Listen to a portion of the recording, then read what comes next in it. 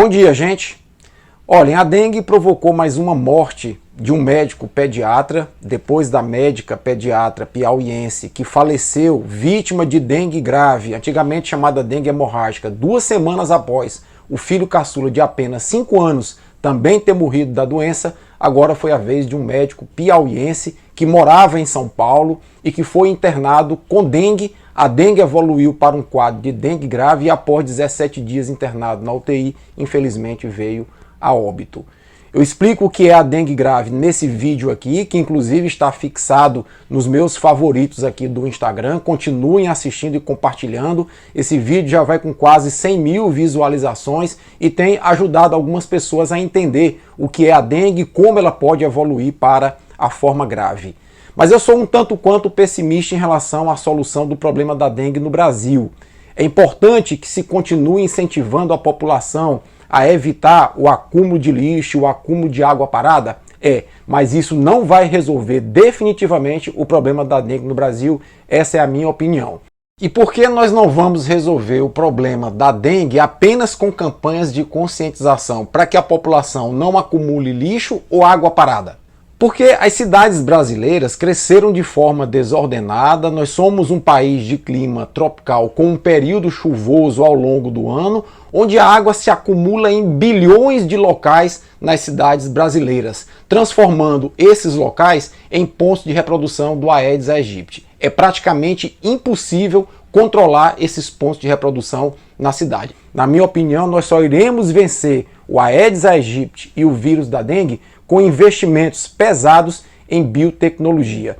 E eu coloco para vocês pelo menos 2 exemplos brasileiros que poderiam ser incentivados, um da Fiocruz e o outro do Butantan, que poderiam aí sim nos ajudar a erradicar de uma vez por todas a dengue aqui do Brasil. Eu fiz um recorte de vídeos publicados anteriormente aqui nas minhas redes sociais sobre a vacina contra a dengue, que é uma realidade, que deve ser um investimento cada vez maior por parte do governo em instituições que têm a tecnologia para desenvolver a vacina, e um outro método também desenvolvido aqui no Brasil, que é o método da Wolbachia. Acompanhe esses 2 recortes aí para você entender melhor como nós podemos trilhar o caminho de resolver de uma vez por todas o problema da dengue no Brasil. Bom dia e se cuidem.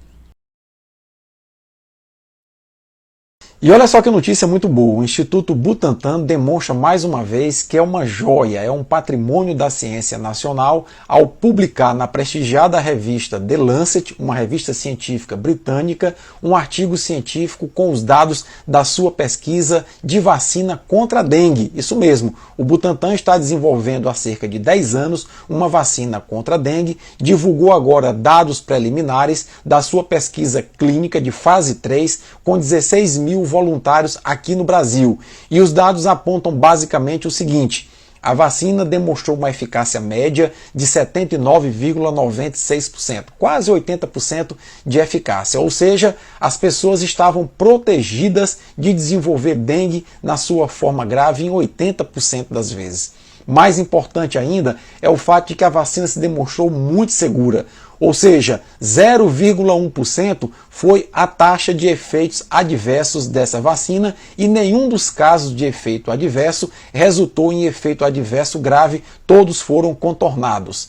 É importante a gente dizer isso porque aqui no Brasil nós temos um cenário muito preocupante da dengue, que é transmitido pelo mosquito Aedes aegypti.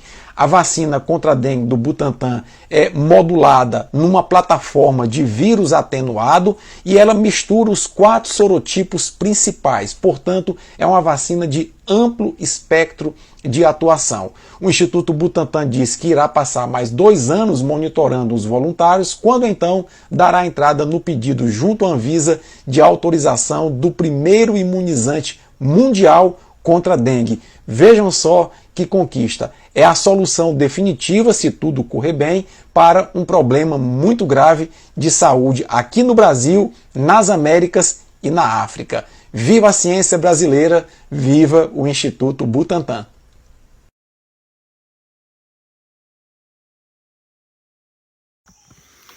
Gente, bom dia. Olhem só, cerca de 70% dos insetos naturalmente estão contaminados com uma bactéria do gênero Wolbachia, que é inócua ao ser humano.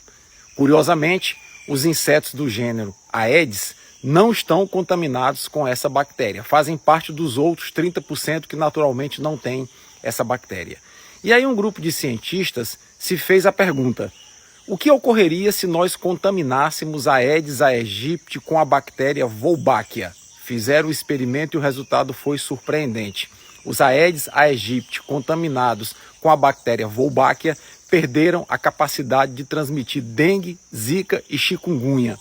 A partir daí, países como a Malásia e o próprio Brasil começaram a contaminar em laboratório Aedes aegypti com a bactéria Wolbachia e começaram a espalhar esses insetos na natureza.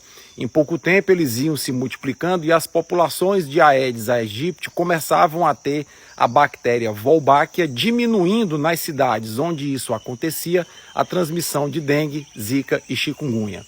Agora a Fiocruz anuncia uma fábrica de Aedes aegypti com Wolbachia para disseminar esse inseto na natureza em várias cidades no Brasil, onde dengue, zika e chikungunya são muito comuns, para tentar reduzir o espalhamento dessa doença. Essa pode ser uma esperança de nós vencermos dengue, zika e chikungunya. Acredita na ciência? Bom domingo para todos vocês.